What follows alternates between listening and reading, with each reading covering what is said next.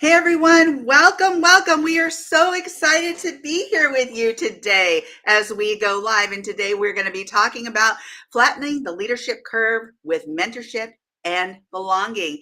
Hey Kathleen, how's it going? Hello, Summer. I am just so excited to talk to you today about this, especially considering all of your expertise about mentorship and leadership and bringing that all into the sphere of how to make your companies grow and thrive.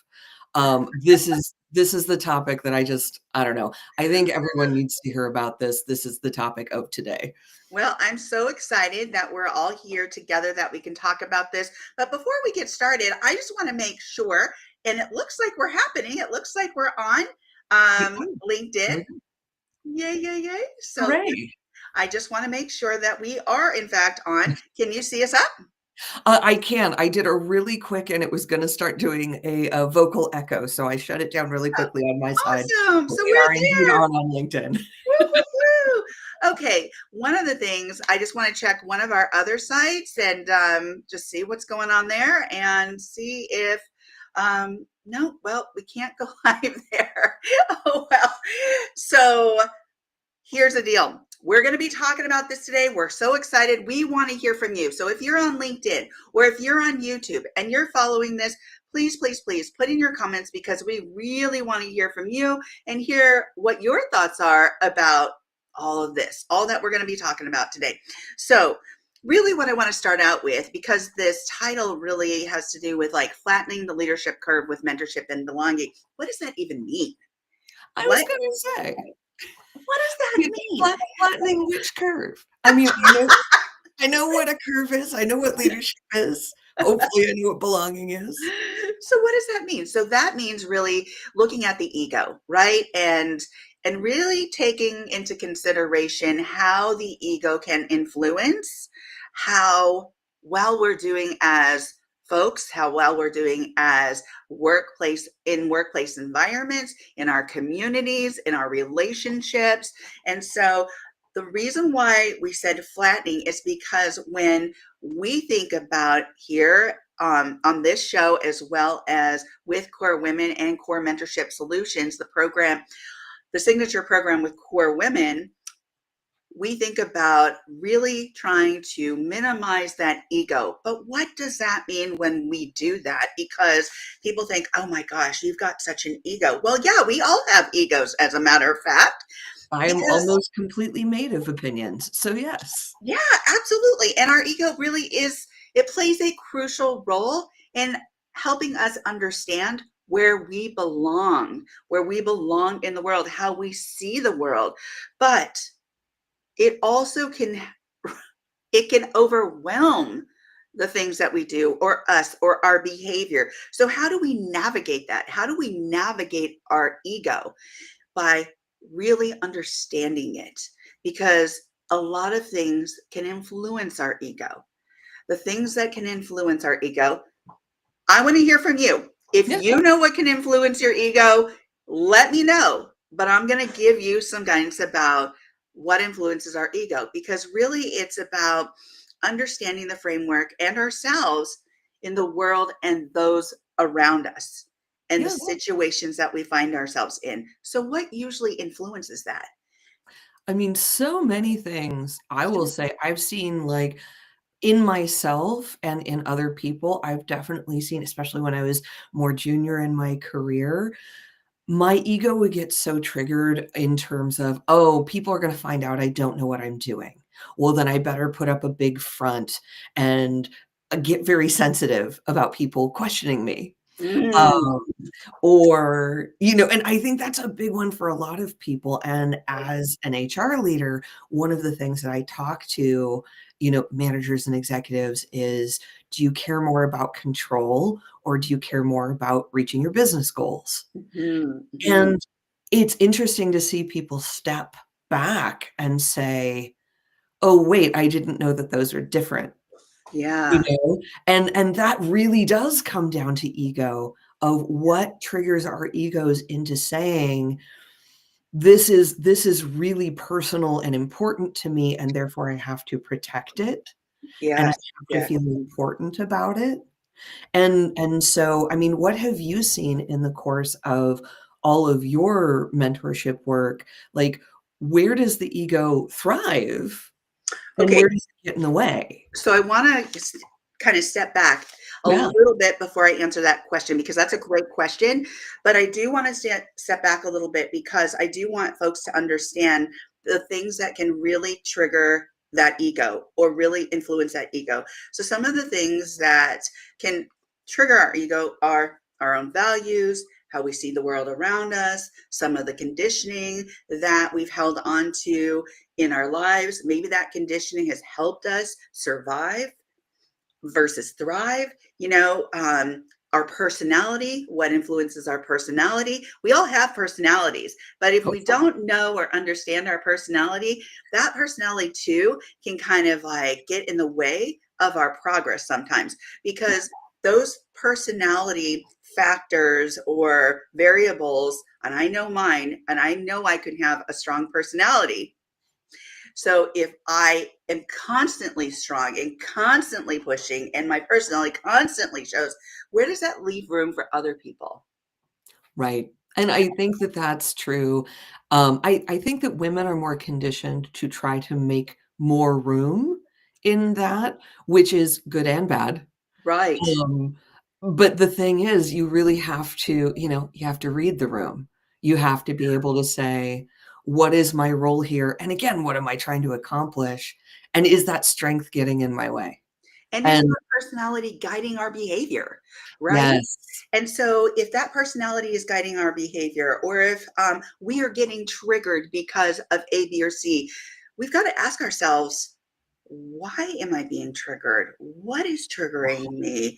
Do I feel undervalued? Do I have to prove myself? Do I feel like I have to overcompensate for A, B, or C? So check yourself, understand yourself. And this is what we mean about, some of the variables to flatten the leadership curve. Now, here's the thing with that too, is when we talk about flattening the leadership curve, it's not just about ego, but it is about hierarchy, right? yes, It's about, in a lot of companies, we do have a hierarchy. We have the C suite, we have the CEO, we have the COO, the CFO, right? We have all these people, and there is a hierarchy. And that is a very natural business structure, right? However, when we are trying to implement a new program such as a cross generational mentorship program, what we're looking at is how do we flatten that hierarchical structure.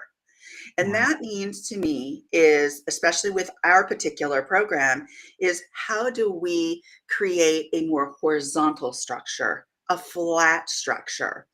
And the reason I say this and the reason we are suggesting this is because it allows for more creativity, better communication, and it also allows for this. And this is something to take into consideration. When we look at traditional mentorship programs, we look at a hierarchical structure where it's from top down. So our mentor is going to be a mentor mentee situation. Now, I don't think that's wholly wrong or bad. I mean, I had mentors in that type of structure and it worked out really well. However, I think it's time to kind of look at that structure and shift that structure a bit because we have 5 generations, five going on to 6 generations in the workforce. So we have people in their 70s plus all the way down to 14 and 15 in the workforce, and even younger probably because we see a lot of young folks on social media and working that social media as influencers, as different things, and you'd yeah. be amazed at what kids are out there doing today, right? And here's the thing, when we're trying to implement the core mentorship solutions, mentorship and leadership program, we really do want to flatten that leadership curve because we want to open up that structure to better communication, to reducing that ego, to understanding one another, to understanding these multiple generations that are in the workforce versus stereotyping, not getting along, building walls, building silos. Those are all no-nos. And why? Because that's not helping the mission of the company. Now I'll use the word mission because I am I was, and my husband's now retired Marine. It's not that he's not a Marine, he's a retired Marine. I was a military spouse for 21 years. And when I talk about mission, I've seen mission. I've seen mission in companies. I've seen mission, unfold in the military to see what that looks like as a military spouse. We have a mission to be good ambassadors, to support our spouses in their journey. And they do the same for us, right? In their work as a military member. So I've been all over the world. I've traveled a lot. And here's the other thing, folks. I've worked in federal jobs, nonprofit jobs, for-profit jobs, the private sector. I've worked across many different organizational types, right? And so when that happened, I was able to see the way systems worked. I was Yeah. able to see mentorship programs and how they work. And what I want to go back to is something I was going to mention earlier. The reason why we're looking at these horizontal structures too is when we see that mentor-mentee relationship, that is a lot of power and a lot of responsibility we're putting on somebody who is bringing in that legacy wisdom, right? And it's okay to release some of that. And here's what we're doing. Here's the shift. We're taking out the word mentee and we're using mentor because every single person has knowledge to share. Here's the other thing. It takes off some of that responsibility for someone who is bringing in that wisdom, that legacy wisdom, and saying, you know what? I want to empower this younger person. I want to empower this person from a different generation to also share their knowledge, to also share their wisdom, to give them that same safe space to do that. Why? Because that's going to support the mission. That's going to help that company be more successful. Because when that happens, guess what? That person who is of a different generation wasn't hired just because, you know, they were nice. They Right. were hired because they have a skill set. And if they don't feel heard or if they don't have a sense of belonging, guess what? They're not going to offer their creativity, their ideas as openly as they would if there was that flatter system. And Thoughts, and Kathleen? And with that, I mean, and I've definitely seen that all the time, which is if people feel more empowered, then they are more collaborative, they're more able to contribute, they're more able to participate in the work that they're doing, which of course is just a compounding good in the organization because like you were saying, people bring their creativity, they bring their best self into the workplace.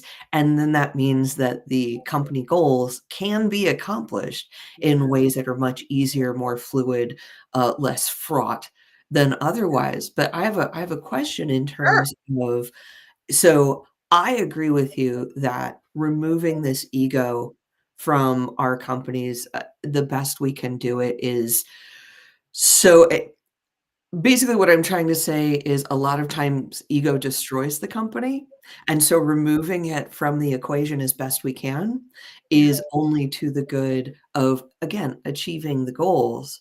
What do you say and do with people, leaders in particular, who are scared of this? Because you come from a hierarchical place and say, well, Mhm. the person on top is the person who has the most say and everyone else as they go down has their limited amount of say until you get to the bottom and you have no say at all. And that's hierarchy and that's how we do it. And that makes sense to us. And that is how we've always done it. My least favorite phrase, this is how we've always done it. Mm. Uh-huh. Mm. Mm-mm. And so you right? Yeah. You get into this idea of, okay, I want change. What we're doing right now doesn't work. We aren't getting the results we need. We're having, whatever friction in the company we're having. But you come in and say, "Well, let's flatten the curve and make everyone have a share give a share in their leadership Yeah. and have everyone have a share in mentorship and make this more egalitarian rather than hierarchical." That Yeah. can be terrifying for people. What do you do to negotiate and navigate around that? Okay. So again, we are not asking the company in relation to their hierarchical structure, such as CFO, CEO, COO, all that, to give that up, because that's needed, right? That is Yes, someone absolutely needs to make final decisions. that is absolutely needed. So Yeah, what we're saying is, as we're implementing this program in particular, we want to flatten that leadership curve as we yeah, implement it. Just because as we're working this program, it opens up the the safe spaces to be able to communicate more effectively, to invite others, yeah. all people, to share their information, to share their ideas. Here's the other thing, and I want to mention about ego. We don't want to solely give that away or give that up. We want to bring that down to a manageable level so that we have an awareness. Just like in regards to our hierarchical structure, we want to have an awareness of what that means. That can be terrifying for another generation to go speak to a CFO, to go speak to a COO. As a matter of fact, Kathleen, you are in the HR industry. You have been for several years, multiple Several years. decades. Few years. decades. So what I'm going to ask is, have people been afraid to even talk to you? Oh, I mean, okay, I will say, of course they have because HR has a bad rep, and for good and bad reasons, honestly. Like, people who like there's a whole narrative right now. HR is not your friend. Don't Oh, trust HR. Well, and the reason for that is especially in larger organizations, people have the understanding that as employees, when they go to HR, they are approaching the company. yeah, And when you approach the company, there is a real risk that the company is not on your side and you're giving away your hand. It's kind of like throwing out the first number in a negotiation. yeah, No one right, wants to throw out the first number because then the other person gets to work from that number, right. you know? Yes, And so, yeah, when you're approaching people in any position of power, it can be really intimidating because depending on your situation, you don't necessarily know what the reaction is gonna be. So if you are in a group of highly reactive people who you don't quite know what their specific sensitivities are, but you know that if you put a foot wrong, it's gonna go really bad, then you have to really work from a place of caution. yeah, You're not gonna bring forth ideas, you're not gonna ask a lot of questions, you're gonna make mistakes quietly on your own and try to bury them, because that kind of environment is not conducive to conversation, to learning, to fixing mistakes. right. And so, in this idea of are people afraid of approaching me? I mean, what I try to do, especially as a consultant now, is set myself up as, look, yes, your company does pay me to work for them, Yes. but I am a third party. Mhm. And they are the one company I'm working for is not the only company I'm working for. I'm working with lots and lots of people at any given time. And therefore, it gives me more of a third party remove that if I can build trust with employees, they can understand, actually, I am a safe and reliable person to come to, and I am more likely to give them a direct answer Yeah, about what is your position here. yeah, And also, I will always tell anyone, "Hey, look, talk to a lawyer if that's important," yeah. you know? And And here's an interesting perspective about HR too. HR, if you think about it, and I'm just putting this out there for everybody that's listening, you are about understanding the laws, the oh, yeah. guidelines, so you are a consultant for these companies because you are guiding them regarding those laws. Yeah. Laws regarding business development change all of the time, but about employee engagement, about employee hire, about all these different things, and the company is responsible for making sure that they are following those guidelines and laws. Well, And yeah, and so honestly, from my thing is I am not a lawyer, and I will tell all of my clients, I am right, not a lawyer, but I have enough experience and enough, interaction with all of these different laws and regulations that I can give pretty decent advice up to a point and say, hey, look, these are best practices. And then here's the bright line where I want you to talk to someone who has an actual law degree and can guide you further. But it's also, I work with people that I am aligned with ethically and with values. Yeah. Because what I find is it is so much easier to do the legal thing when you're already trying to do the right thing. Right. And when you're trying to do the right thing, you're not necessarily doing the legal thing because those don't necessarily make Mm. extreme sense together. Yeah, sometimes, right? I've Yeah. definitely worked with people who had all the best intentions and they messed up on a legal thing, and you live and you learn and you move forward.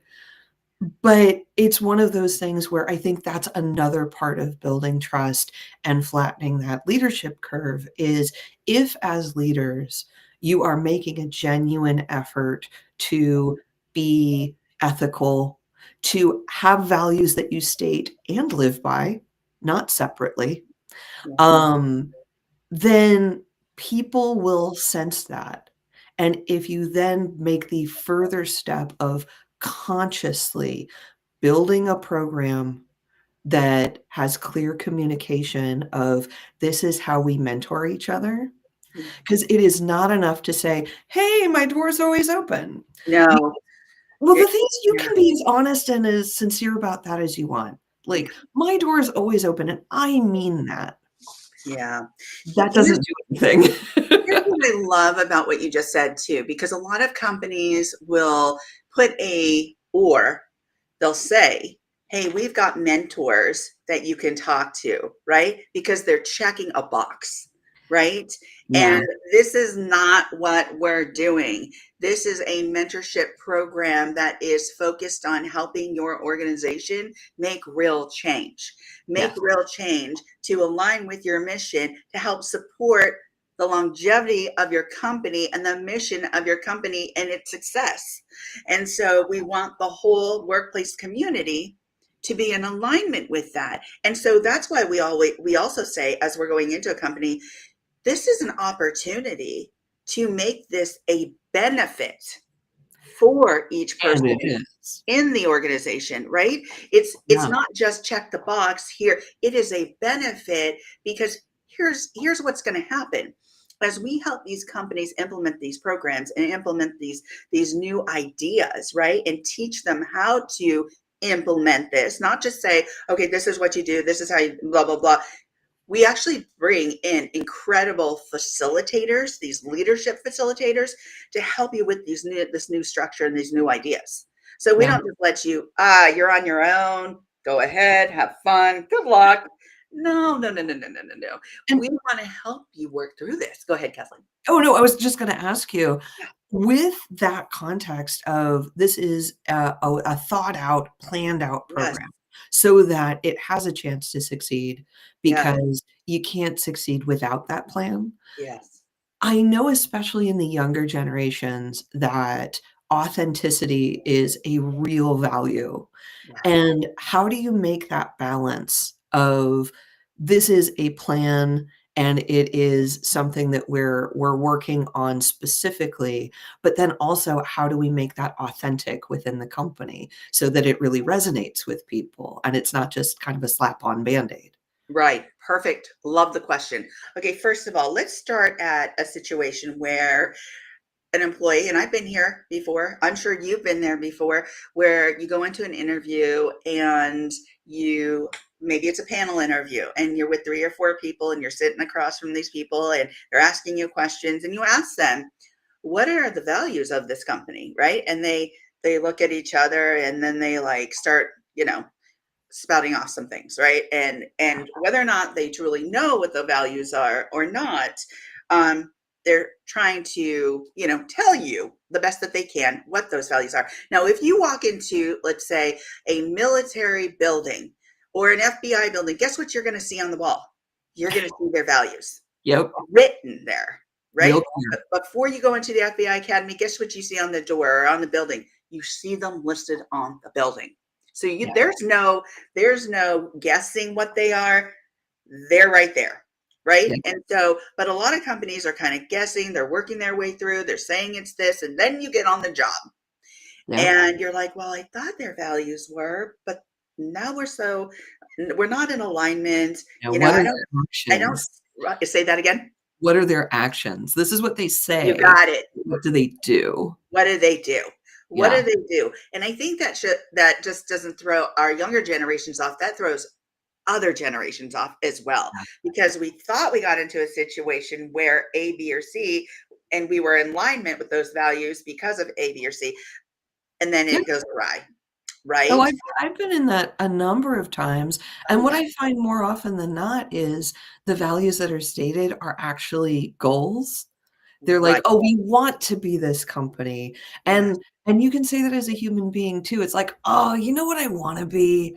I wanna be a person who gets up at 5 AM every day and does, like, 3 workouts and cooks every meal that I ever eat and loves puppies and volunteers in 20 different ways." And it's like, "That's great, but what do you do?"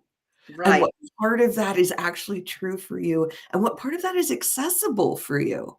Right. And how is that in alignment with your actions, right? Yes. So, and that's really important because, as you said, or the question that you asked about the younger generation, how can we how can we amend this? How can this be different, right? And part of that difference is a lot of companies want and believe that that is their value structure. Yeah, But again, the problem is, how are they rolling that out? How are their actions reflective of what they've said? yeah, Right? And so yeah, that's really important, because the problem a lot of times we run into too is, and here, because we're talking about some problems, but we want to talk about some solutions too here, right? And so there's a hidden cost, by the way, to the cost of hierarchical leadership. And I'm not saying you can't have a hierarchy in regards to your structure. And here's one thing I want to tap into as a side note. When we have a younger generation, especially our Z's, right? Right now, it's going to be really interesting for them because there's a lot of variables that influence the way that they've thought about work, the way that they've learned about systems, because of COVID, because of work from home, those different kinds of things. So when they go into a system, they really don't understand that system. Yes, they might have come from a family system. That family system looks different than a workplace, right? And so it's a learning curve for them, a big learning curve for many, because they've missed some milestones of learning how to function within different systems, the expectations in those systems. So I would say to the companies that are out there listening, show some grace, yeah, show some patience, and do some training. and do That some is a training, missing piece in so many organizations in today's world. Do some training, and do some anticipate that actionable training. everyone needs it. Yes. Yes, do some training, not just somebody standing up there and da da da da da and checking the box. Boring, not going to get into here and not going to get into the heart, right? So Yeah. it's like, do some actual stuff. I'm part of a different academy and train leaders and professors, and one of the feedback that I get is, wow, I really like what you have to say or what you're doing, because you just don't stand up there and lecture. You actually give vignettes. We talk about those. We see how we can work through those as a team, as a workforce, right? And Yep. that's really important, because then as they go out there into that environment, that workplace environment, they have ideas about how they can work through different issues or even prevent them, Yes.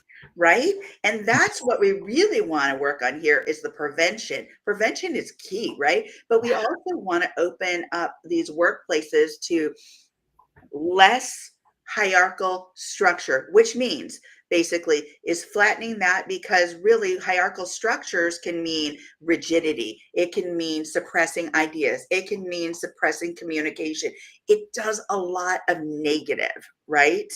And it's not part of the solution. So the solution is flattening that leadership through mentorship, which unlocks talent at every level and allows for flow of ideas both ways. It allows for more agility of, sharing and inclusive teams. So when you look at it from that perspective, how do we do that? How do you do that? So with Core Mentorship Solutions, we bring in these great facilitators to help you do that, to show you different ways that you can do that, to help you apply these different approaches to help the company work more and these generations work more effectively together, to communicate better, to open up that communication. Because guess what? You hired all these people for their skill set, for their creativity, for their ability to do A, B, or C. But if you're stunting that because these generations are not speaking, because they siloed themselves or stereotyping each other and saying,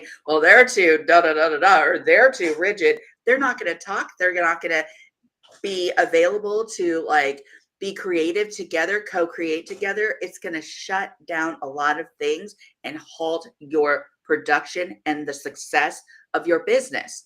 Yeah. Thoughts, Kathleen? I mean, absolutely. 100%, all of that. And I think really understanding the difference between the hierarchy of decision making and Yes. the hierarchy of absolute power and control Yeah. is vital, because saying, "Hey, look, you know what? I am the boss of this team and this I have these responsibilities, and therefore I have to make decisions Yeah. and I have to guide people and I have to, hire and fire people." That is part of it. But Yeah. that doesn't mean that you have to have the first every thought. It doesn't mean that everything has to be generated from you and that you have to know everything, because no one knows everything. And so having that openness to, hey, I'm going to learn from everyone.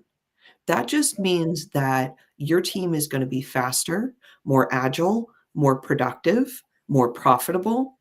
It means that you are going to have an edge over any competition you have in the marketplace, because anyone who's still stuck in the hierarchy of power is going to be stuck in oppression Yeah. of all of that thought and creativity. And so if you're able to unlock that, all of that happens, and also you save money on turnover because people want to work in an Yes. environment that respects them. Yes. And I was getting, that was my next thing to get to, was retention, Yeah, it's right? huge. It is huge. You can talk about the Oh, cost of somebody leaving. I mean, just mention that stat that you've mentioned before, because oh, that's yeah. amazing. No, so the flat standard, like, average cost of replacing an employee is 150% of that employee's annual pay. And that's not a superstar, that's just your average employee, and it can go up to 200, 250% depending on how niche that person is, Yeah. how vital they are to your company, how expensive they are in general, all Yeah. of the different things, and also, like, how good your process is internally of how do you do recruiting, how do you, like, get people on board, how long does that take you? Yeah. And how good are you at it as a company, as an organization, as a team? Because I'll tell you, one of the things that I will harp on forever is get a great recruiting process, and that will Mhm. solve 90% of your problems. Yes, the last 10% is sourcing, and that's its own skill. But if you have a great sourcer, that's not gonna help you as much as you think it will if you don't know how to evaluate candidates, move quickly with candidates, onboard them so that they feel appreciated first day.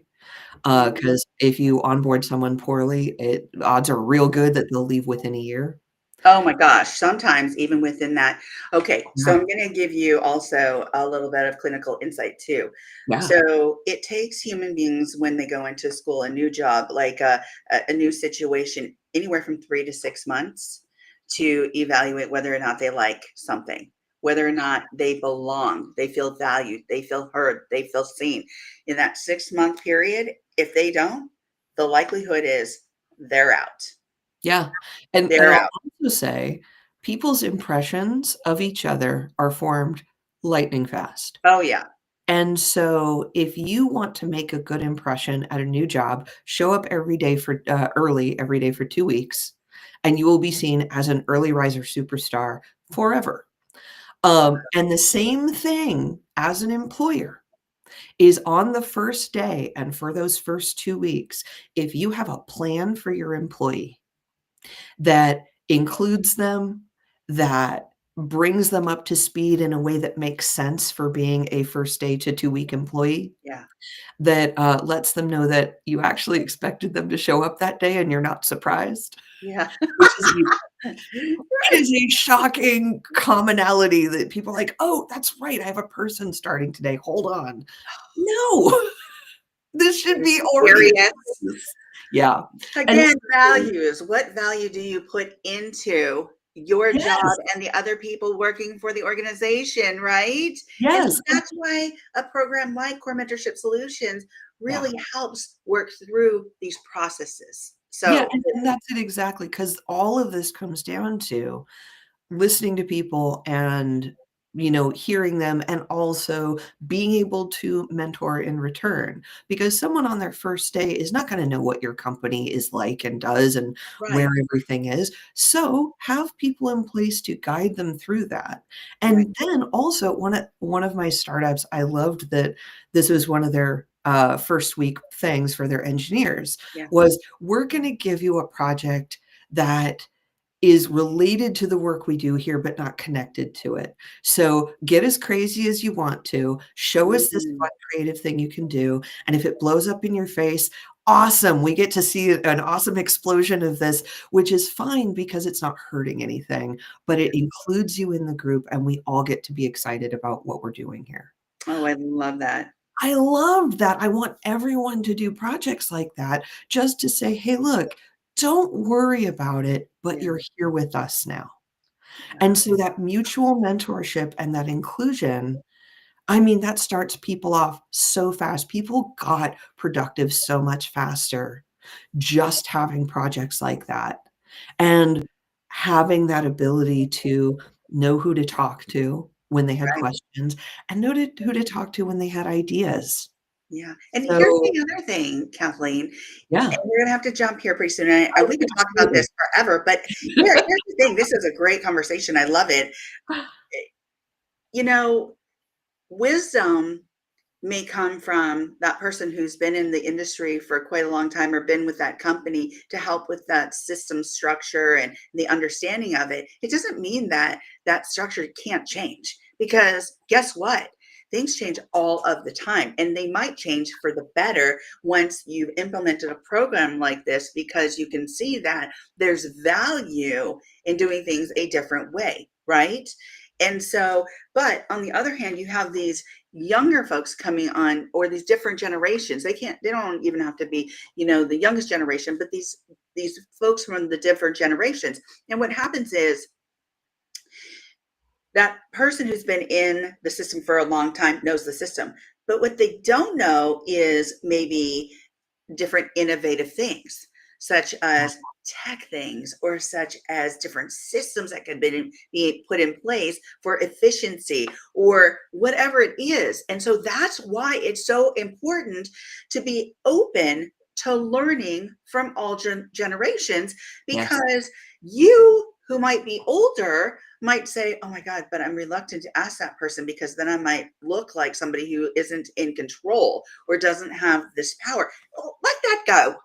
Yeah. Let that Totally. let that crap go. Okay? Okay. And I'm saying let it go because you're limiting your ability to gather and gain knowledge. And Yes. that is you're That's doing the yourself real a power. disservice, right? Knowledge is power. Personally Creativity is power.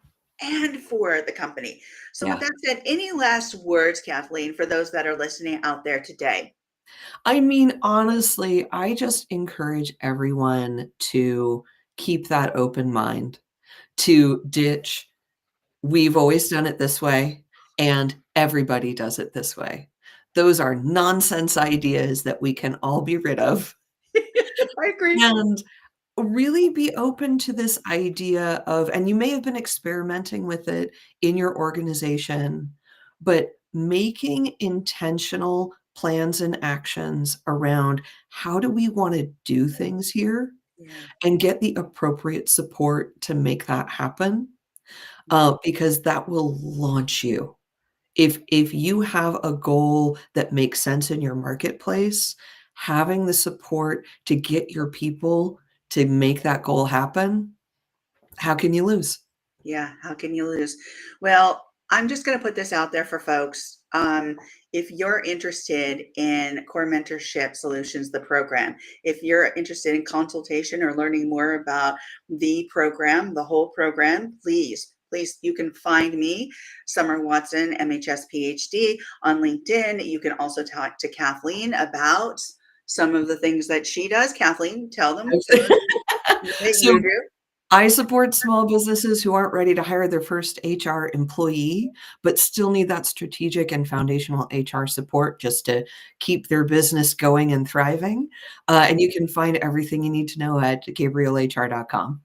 And what's beautiful too is Kathleen is also part of the fabric of Core Mentorship Solutions. So Sure. you may see her too if you work with us. You may see her as one of our facilitators as well. So woohoo! I'm a winner. I win on so many levels. So with that said, reach out to us with any of your questions. We would love to hear from you. And you'll see us back in 2 weeks with Do a we? different subject. Thanks so much, everybody. Take